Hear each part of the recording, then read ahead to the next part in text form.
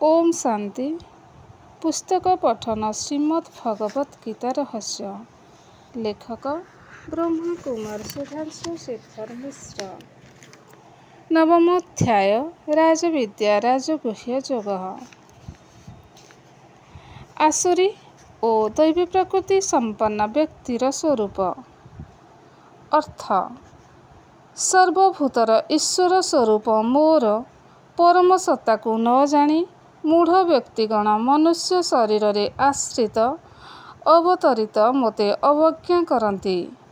निष्फल काम, विफल कर्म, विफल ज्ञान, आत्मचेतना शून्य बुद्धि, भ्रंशकारी राक्षसी और आसुरी प्रवृत्ति अवलंबन करी मोते अवज्ञा करती।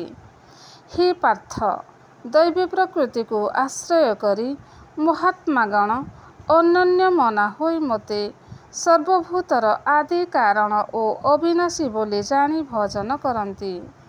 सेमाने सर्वदा मोर महत्व और दिव्य गुणावली कीर्तन करी यत्नशील और दृढ़व्रता होई मोते भक्तिपूर्वक नमस्कार करती एवं नित्य जोगयुक्त होई मोर उपासना करती।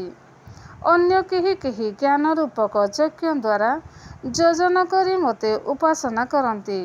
केही केही एकत्व भावरे, केही केही पृथक पृथक तत्वरे एवं केही विविध भावरे सर्वात्माक पिता स्वरूप मोर उपासना करती। व्याख्या परमात्मा हेउछन्ति अशरीरी।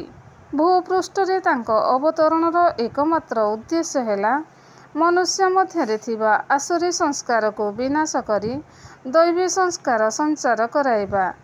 धर्म मनुष्यर व्यक्तिगत सामाजिक आध्यात्मिक राजनैतिक तथा आर्थिक जीवन को उन्नत करे तथा तार संस्कार को परिमार्जित करे। किंतु एपरी एक समय आसे गतानुगतिक धर्म आउ मनुष्य जीवन पाई उपयोगी सिद्ध हुए नहीं। मनुष्यर भोगवादी प्रवृत्ति ताकू अधर्म मार्गरे परिचालित करे। धर्म उपेक्षित अवहेलित होई पड़े। एहिपरि धर्मग्लानि समयरे परमात्मा एक मानव शरीर आधाରରେ अवतरण करी ज्ञान और जोग शिक्षा दियंती। देह सर्वस्व मानव को तार गौरवमय अतीत कथा मने पकाई आत्मस्मृति प्रदान करती। तांक विषय प्रचलित भ्रांति को दूर करी निजर वास्तविक परिचय दियंती। किंतु जन्म जन्मांतरर भ्रम धारणार वशवर्ती रूढ़िवादी शास्त्रज्ञ विद्वान पुरोहित वर्ग ईश्वरीय ज्ञानर अवज्ञा करती।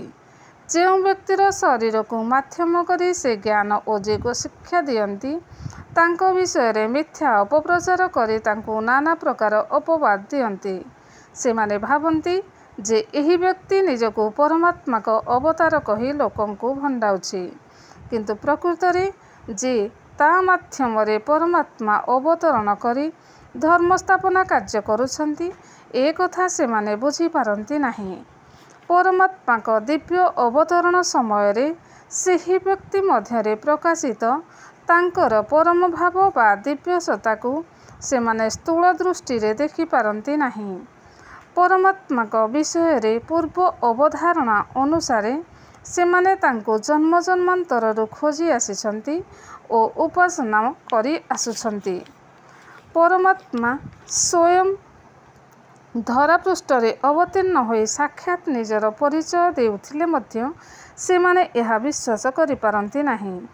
एपरि व्यक्ति को से मूढ़ शब्द प्रयोग करी भर्त्सना करछंती।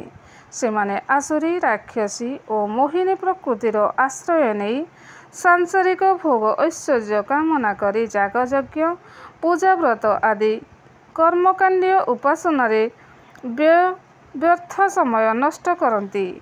सेमाने वेदादि शास्त्र पुराण गुड़ी को आयत करी निजर चमत्कारी बाक पटुतारे जनसाधारण को आकर्षित करि पारुथिले सुधा तांकर समस्त ज्ञान वृथा।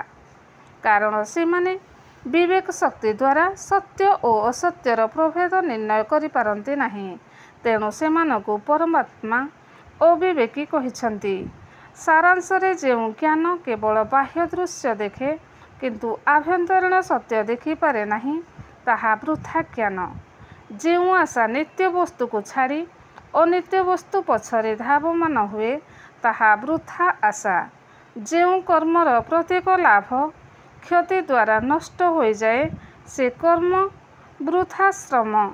ଯିଏ ପରମାତ୍ମାକୁ ଜାଣିପାରେ ନାହିଁ ତାଙ୍କୁ ଜାଣି ତାଙ୍କ ସହିତ ଯୁକ୍ତ ହୋଇ ତାଙ୍କର ସାଧର୍ମ୍ୟ ଲାଭ କରିପାରେ ନାହିଁ ଏବଂ କାମକ୍ରୋଧାଦି ବିକାର ସମୂହର ବଶୀଭୂତ ହୋଇଯାଏ ତାଙ୍କର ସମସ୍ତ ଜୀବନ ହିଁ ବୃଥା। କେତେକ ବ୍ୟକ୍ତି କୌଣସି କଥା ଶୁଣିଲେ ପ୍ରଥମେ ତାର ସତ୍ୟାସତ୍ୟ ବିବେଚନା କରନ୍ତି। ସେମାନେ କାହାଠାରୁ କୌଣସି କଥା ଶୁଣି ବା ପୁସ୍ତକରୁ କୌଣସି କଥା ପଢ଼ି ତାର ଅନୁସରଣ କରନ୍ତି ନାହିଁ। ପ୍ରତ୍ୟେକ ବିଷୟକୁ ବିଭିନ୍ନ ଦୃଷ୍ଟିକୋଣରୁ ବିବେଚନା କରି ଯୁକ୍ତିଯୁକ୍ତ ମନେ ହେଲେ ତାକୁ ଗ୍ରହଣ କରିବା ବ୍ୟକ୍ତିକୁ ବିବେକୀ ବା ବିବେକବାନ କୁହାଯାଏ। ତାଙ୍କର ଅନୁସନ୍ଧାନ ପ୍ରବୃତ୍ତି ତାଙ୍କୁ ପରମାତ୍ମା ପ୍ରାପ୍ତି ପାଇଁ ସହାୟକ ହୁଏ। ଢୁଣ୍ଡନେ ମେ ଖୁଦା ମିଲତେ ହେଁ ଅର୍ଥାତ୍ ଖୋଜିଲେ ଭଗବାନ ମିଳିଯାନ୍ତି। ଏହି ଉକ୍ତି ତାଙ୍କ ଜୀବନରେ ଚରିତାର୍ଥ ହୁଏ। ଏଭଳି ବ୍ୟକ୍ତି ମହାତ୍ମା ପଦବାଚ୍ୟ।